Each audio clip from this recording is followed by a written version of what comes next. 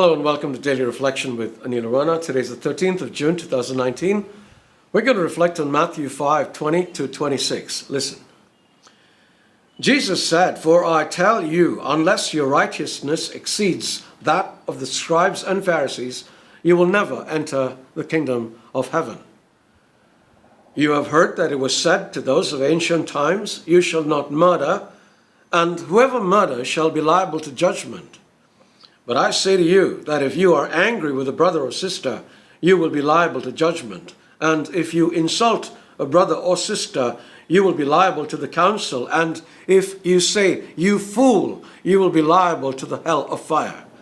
So when you are offering your gift at the altar, if you remember that your brother or sister has something against you, leave your gift there before the altar and go. First be reconciled to your brother or sister, and then come and offer your gift.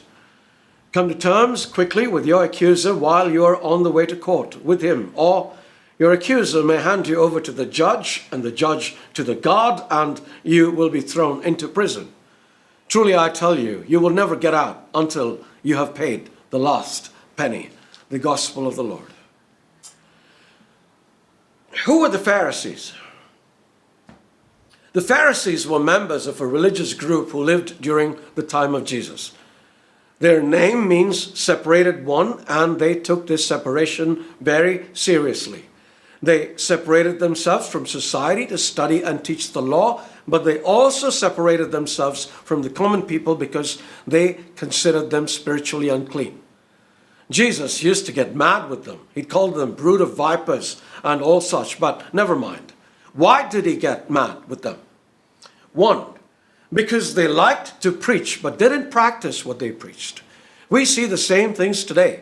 Folks preach sermons, write reflections just like these, lead worship, and do all kinds of things. But there appears to be a huge chasm between what they tell others to do and what they themselves do, which led Jesus to say one day, "Do what they tell you to do, but do not do what they do, for they do not practice what they preach." Two, they like to show off. They put up great displays of holiness, not understanding that what pleased God were the internals and not the externals. Jesus rebuked them for this too. He said, "Everything they do is done for people to see. They make their phylacteries white and the tassels on their garments long. They love the place of honor at banquets and the most important seats in the synagogues. They love to be greeted with respect in the marketplaces and to be called rabbi by others." Don't people do the same today? Three, they twisted God's word to suit themselves, establishing their own traditions. On one occasion, when they asked Jesus why he didn't honor the tradition of the elders, he scolded them. "Why do you break the command of God for the sake of your tradition? God said, 'Honor your father and mother,' but you nullify the word of God for the sake of your tradition by making up your own rules and dishonoring your parents." Again, we find people doing this twisting today. But who are these people who are doing these things today? If we are honest, we will acknowledge that there are times when the best of us act like Pharisees. I know that I do, to my shame. But in the realization comes the potential for conversion, because I'm sure we don't want to be like that. I mean, when you see others acting like this, don't you find it repulsive? Well, ditto for us.